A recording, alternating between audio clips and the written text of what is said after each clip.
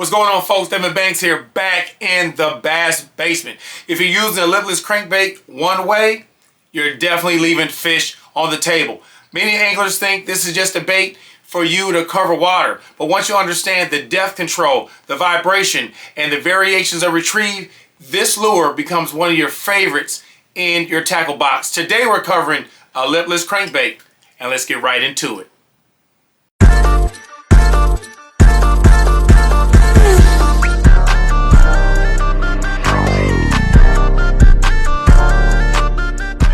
Talking about lipless crankbaits. And first, what is a lipless crankbait? Well, obviously by the name, it does not have a lip. This is a flat-sided bait. It has treble hooks and it has rattles. A lot of them are on the market. This one right here is the Berkley Jack.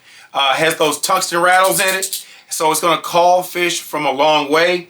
And you're going to use this bait right now, especially in late winter, when fish are starting to move up to areas before they spawn. Water temperature, 45 to 55 degree water temperature, may have some stain to it.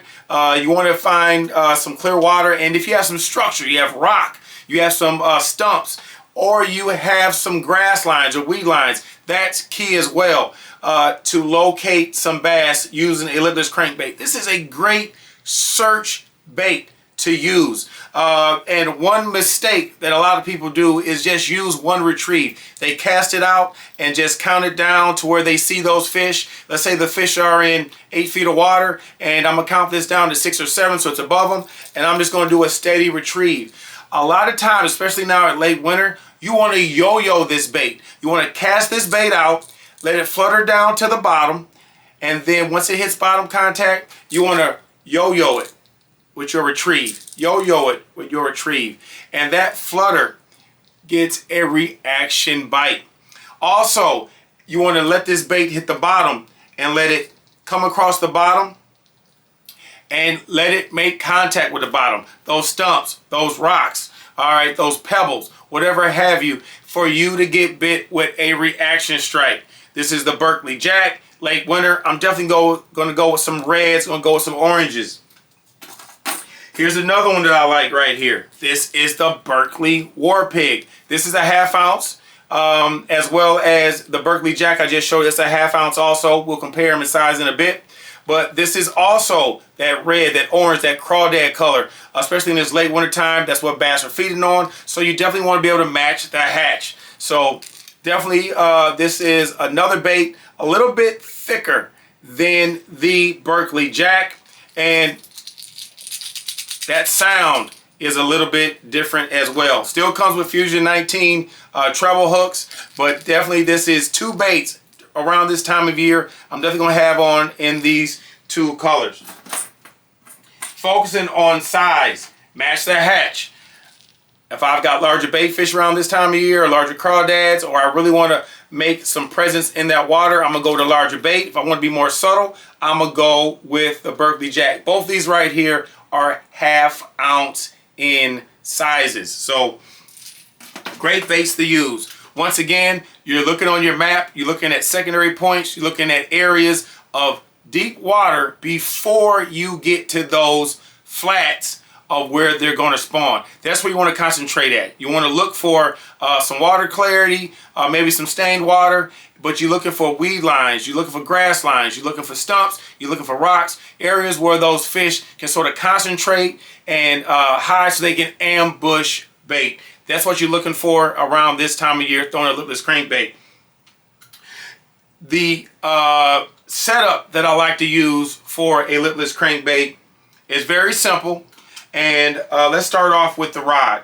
This right here is the Abu Garcia winch rod. 7 foot, medium heavy, but it's a moderate fast action. That means it has a parabolic bend, so when those fish strike it, especially with treble hooks, this is a great rod that I love to use with my treble hook baits, jerk baits, lipless crankbaits, even vibrating jigs. Anything with an open hook, I like to use this style of rod so those fish can inhale that bait. They can get that jerk bait. They can get that vibrating jig, and they can get this lipless crankbait or shallow running crankbait deep in their mouths. When you set the hook, it's all right to get the pliers and pull them out. So I like this rod right here for the action and to get a real good hook set.